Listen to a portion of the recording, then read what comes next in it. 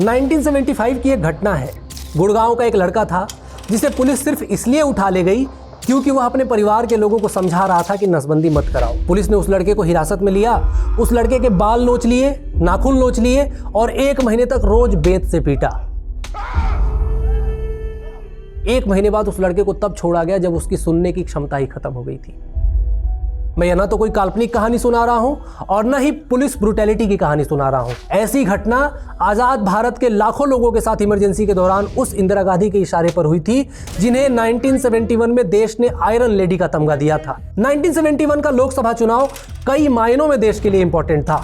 वह पूरा इलेक्शन सिर्फ इमोशन के बेस पर लड़ा गया था।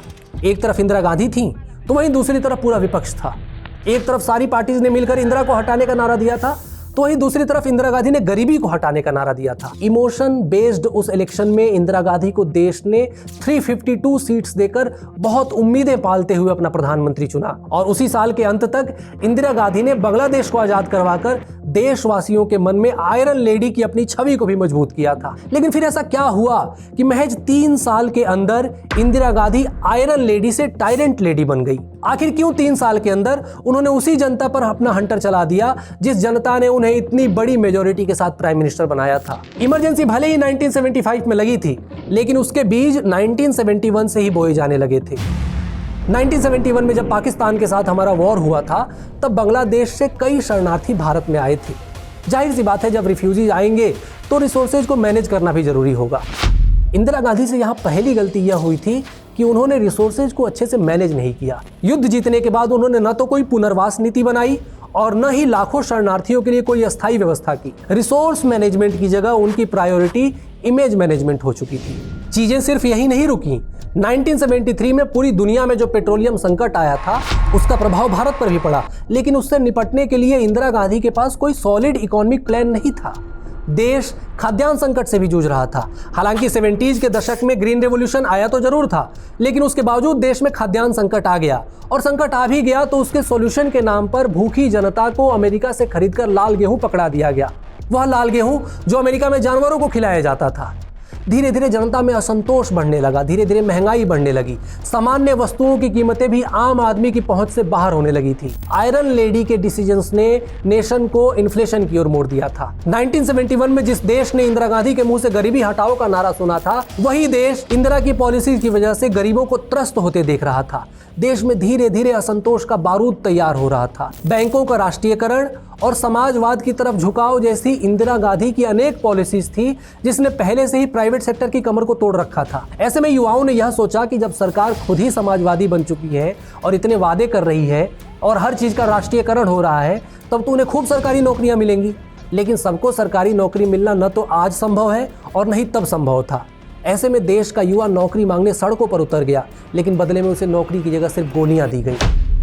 1973 में मध्य प्रदेश की राजधानी भोपाल में एक प्रोटेस्ट हुआ था जिसमें 8 छात्रों की गोली मारकर हत्या कर दी गई थी।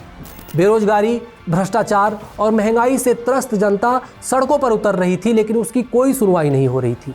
विदेशी फंडिंग पर पल रहे जनप्रतिनिधियों ने जनता से दूरी बना ली थी। मित्रोखिन आर्काइव और CIA की रिपोर्ट्स तो यहाँ तक बताती है कि एक तरफ जहां इंदिरा गांधी सोवियत संघ से प्रभावित थी तो वहीं दूसरी तरफ कांग्रेस के लगभग 40% सांसदों को सोवियत संघ से फंडिंग मिलती थी। एक तरफ कांग्रेस के कई सांसद सोवियत के पे रोल पर थे तो वहीं दूसरी तरफ नौकरियों के माध्यम से पे रोल की मांग कर रहे युवाओं पर सरकार गोली चला रही थी। इंदिरा गांधी का संसद पर तो पूर्ण नियंत्रण था ही। 1973 में उन्होंने सुप्रीम कोर्ट पर भी अपना कंट्रोल जमा लिया जब तमाम सीनियोरिटीज को दरकिनार करते हुए A.N. रॉय को चीफ जस्टिस ऑफ इंडिया बना दिया गया। इंदिरा गांधी की यह तानाशाही प्रवृत्ति शास्त्री जी की मृत्यु के बाद से ही दिखने लगी थी। कांग्रेस पार्टी के अंदर अपनी तानाशाही चलाने के लिए इंदिरा गांधी ने उन तमाम नेताओं को पहले से ही कांग्रेस से बाहर कर दिया जो उनसे असहमति रखते थे। पार्टी, सरकार और न्यायपालिका हर चीज इंदिरा गांधी के कंट्रोल में थी। इंदिरा गांधी के एक हाथ में संसद और दूसरे हाथ में न्यायपालिका थी। खाली थे तो बस उनके पैर, जिसका इस्तेमाल वह जनता को कुचलने में कर रही थी। देश में फैली इस अव्यवस्था को देखते हुए जयप्रकाश नारायण के नेतृत्व में लोगों का आंदोलन फूट पड़ा। यह आंदोलन तब और तेज हो गया जब इलाहाबाद हाईकोर्ट ने राजनारायण के केस में इंदिरा गांधी को चुनावों में धांधली का दोषी पाते हुए उनकी संसद सदस्यता समाप्त कर दी। लोगों को यह उम्मीद थी कि इसके बाद इंदिरा गांधी नैतिकता के आधार पर कम से कम इस्तीफा तो दे ही देंगी, लेकिन कुर्सी का चक्कर बाबू भैया।